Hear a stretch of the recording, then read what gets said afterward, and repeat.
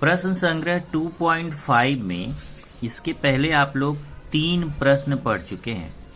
अब हम लोग आगे बढ़ते हैं प्रश्न 4 की तरफ। प्रश्न 4 देखिए क्या करना है, पहले ध्यान से पढ़िए। यदि वर्ग समीकरण के मूल निम्नलिखित हो तो वर्ग समीकरण प्राप्त कीजिए। मतलब आपको वर्ग समीकरण के मूल दिए गए हैं और आपको वर्ग समीकरण प्राप्त करना है। तो दिया क्या है, मूल दिया है, प्राप्त क्या करना है, वर्ग समीकरण प्राप्त करना है। तो इसमें कुल 4 प्रश्न हैं, चारों प्रश्न एक जैसे हैं। मैं आपको बारी बारी से डिस्कस करता हूं। अब अगर आप पहला समझ गए तो दूसरा, तीसरा, चौथा भी वैसा ही करना है। चलिए सबसे पहले पहला ध्यान से देखिए। ये वर्ग समीकरण के मूल दिए गए हैं। मूल मतलब क्या होता है, हल, 0 और 4। तो एक को आप अल्फा मानेंगे और दूसरे को आप बीटा मानेंगे। एक मूल को अल्फा, दूसरे मूल को बीटा। तो सारे क्वेश्चन में ध्यान रखिए, अगर दोनों मूल दिए गए हैं, वर्ग समीकरण आपको प्राप्त करना है, तो आपको एक को अल्फा मानना, दूसरे को बीटा। तो अल्फा बराबर 0, बीटा बराबर 4।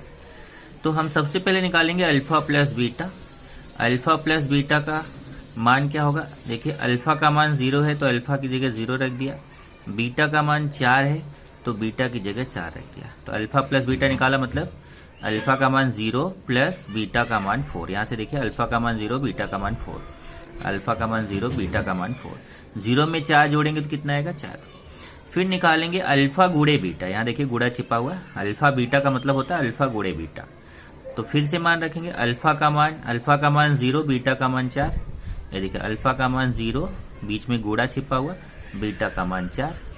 0 में 4 का गुणा करेंगे तो कितना आएगा, 0। ध्यान रखिए, बहुत लोग क्या करते हैं, 0 में 4 का गुणा करके 4 लिख देते हैं। नहीं, 0 में किसी भी संख्या का गुणा होता है तो 0 आता है। तो 0 में 4 का गुणा होगा तो 0 आएगा। तो हमें अल्फा प्लस बीटा भी आ गया, अल्फा बीटा भी आ गया। अब हम अभीष्ट वर्ग समीकरण निकालेंगे। अभीष्ट वर्ग समीकरण का ये फॉर्मूला होता है x² minus alpha plus beta X plus alpha beta equal to 0। ये फॉर्मूला आप पहले ही पिछले लेक्चर में लिख चुके हैं कि वर्ग समीकरण का फॉर्मूला होगा x² minus alpha plus beta X plus alpha beta equal to 0। ये होगा x² minus alpha plus beta का मान 4। ये देखिए अल्फा प्लस बीटा का मान कितना है, 4। तो x² minus alpha plus beta का मान 4। तो अल्फा प्लस बीटा की जगह 4। ये पूरा अल्फा प्लस बीटा का मान 4 x प्लस अल्फा बीटा का मान कितना, अल्फा बीटा का मान यहाँ से देखिए अल्फा बीटा का मान 0। तो x² minus alpha plus beta का मान 4 x प्लस अल्फा बीटा का मान 0 बराबर 0। फिर a वाले 0 को छोड़ देंगे तो x² minus 4x equal to 0। ये अभीष्ट वर्ग समीकरण आपको प्राप्त हो गया। इसी तरीके से दूसरा क्वेश्चन देखेंगे, दूसरे में भी वही करना है। ये देखिए दोनों मूल दिए हैं, एक को अल्फा मानेंगे, दूसरे को बीटा। तो पहले अल्फा प्लस बीटा निकालेंगे। तो अल्फा का मान 3, बीटा का मान -10। तो अल्फा का मान 3 प्लस बीटा का मान -10। 3 प्लस माइनस होगा 10, प्लस माइनस का गुणा माइनस और ये 10। प्लस माइनस घटता है, बड़ी संख्या का चिन्ह, 10 में से 7 गया, 10 में से 3 गया 7, बड़ी संख्या के सामने माइनस। फिर निकालेंगे अल्फा गुणे बीटा। तो अल्फा का मान 3 गुणे बीटा का मान -10, प्लस माइनस का गुणा माइनस, 10 तिया 30। फिर वही अभीष्ट वर्ग समीकरण x² minus alpha plus beta X plus alpha beta equal to 0। वही सूत्र फिर से, x² minus alpha plus beta का मान कितना है, -7।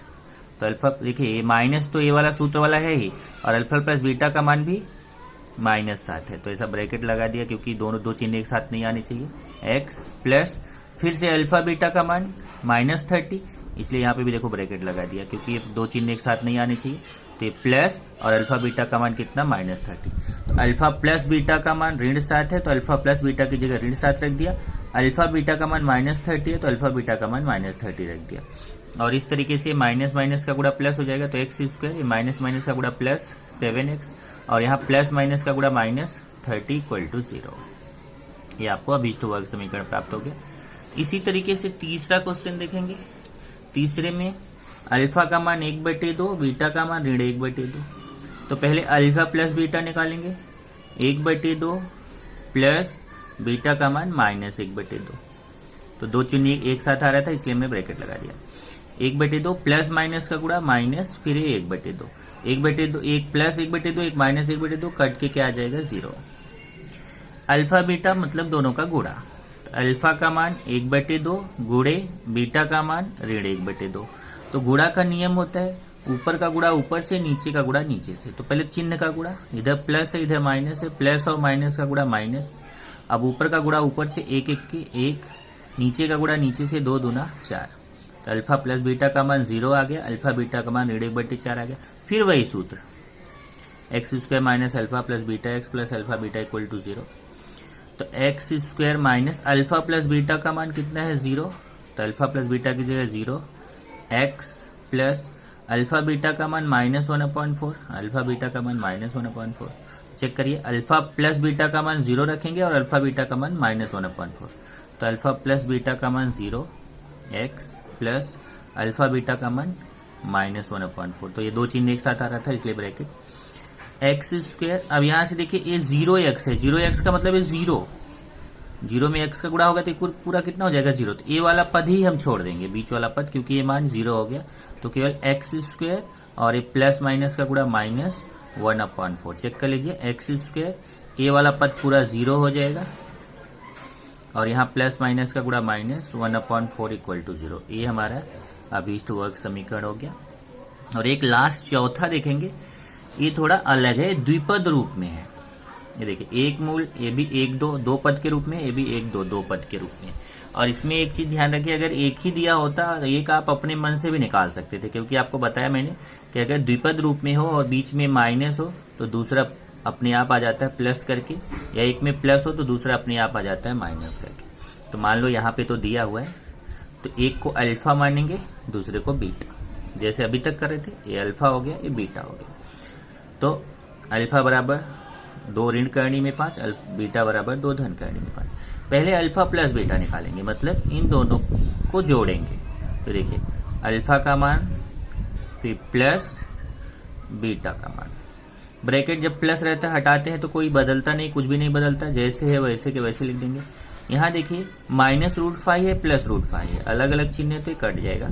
इधर 2 और 2 प्लस प्लस है तो जुड़ जाएगा, 2 और 2 कितना होगा 4। फिर अल्फा बीटा दोनों का गुणा करेंगे, तो गुणा करेंगे तो क्या होगा, अल्फा का मान 2 - √5, बीटा का मान 2 + √5। चेक कर लीजिए, अल्फा का मान 2 - √5 गुणे, यहाँ बीच में कोष्ठक है तो गुणा छिपा हुआ, बीटा का मान 2 + √5। अब यहाँ एक फॉर्मूला बनता है a - b a + b। तो आपको मालूम है a - b a + b क्या होता है, a² - b²। तो यहाँ पे 2² - √5 का स्क्वायर। तो यहाँ कौन सा सूत्र लगा, a - b a + b a² - b²। तो 2 का स्क्वायर 4, करनी में 5 का स्क्वायर 5, करनी हट जाती है, प्लस माइनस घटता है, बड़ी संख्या का चिन्ह, 5 में से 4 गया 1, बड़ी संख्या के सामने माइनस। फिर वही तरीका, अभीष्ट वर्ग समीकरण, वही सूत्र, अल्फा प्लस बीटा का मान 4 है, अल्फा प्लस बीटा की जगह 4 रख दिया। अल्फा बीटा का मान -1 है तो अल्फा बीटा की जगह -1 रख दिया। और इस तरीके से ये प्लस माइनस का गुणा माइनस हो गया, ये आपका अभीष्ट वर्ग समीकरण हो गया।